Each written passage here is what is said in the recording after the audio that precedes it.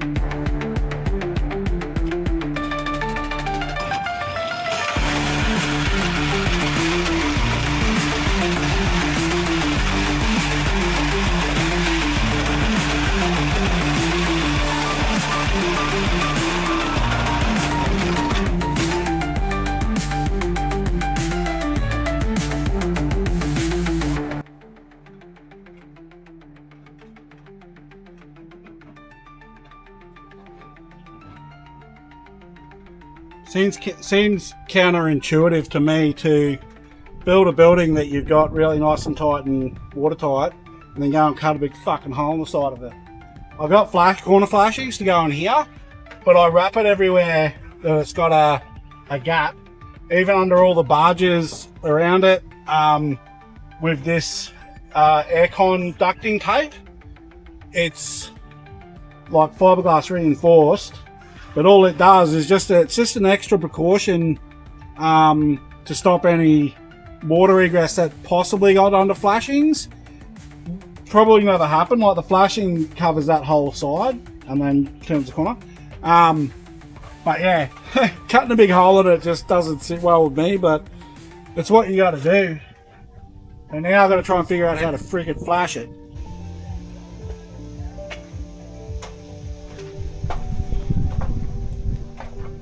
This is the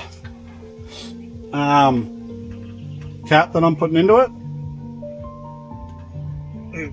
Shroud or whatever you want to call it. It's going to look like that, which doesn't look too bad, but I need to seal the shit out of it. So what I'm going to do, I'm going to mark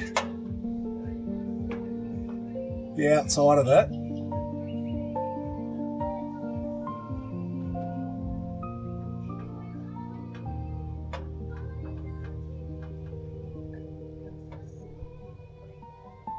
Like that. And then I'm gonna pack out these voids with Ableflex or some sort of foam. They're there. Try to get it to that level. And then I'm gonna silicon the shit out of it. The back of this, push it in. I'll tape all of this up so I don't get any extra silicon where I don't want it. And then I'll bed this into it.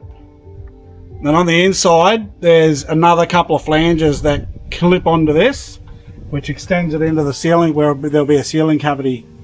This one's to hook up the exhaust fan in the bathroom. So to get all those exhaust fume, all the steam and shit to pump out of the building. There is a window, but you got to do it. So that's what we're doing.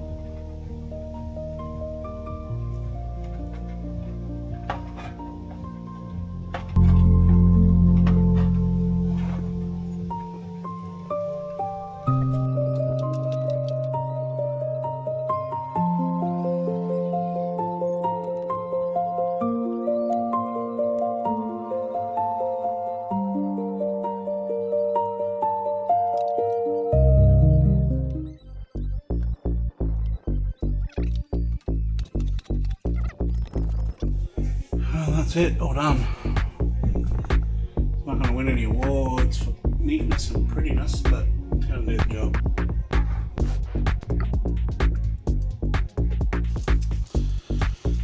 Rightio, Sparky's been, and he's done all the roughing, and that's the switchboard location. Should be somewhere there-ish. And then if we go inside,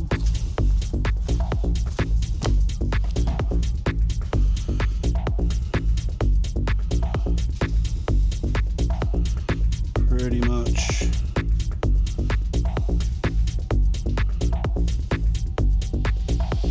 all done.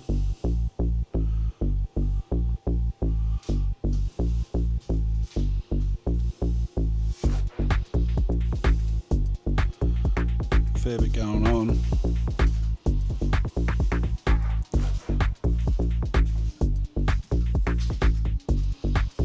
Well, that's the electrical roughing all completed.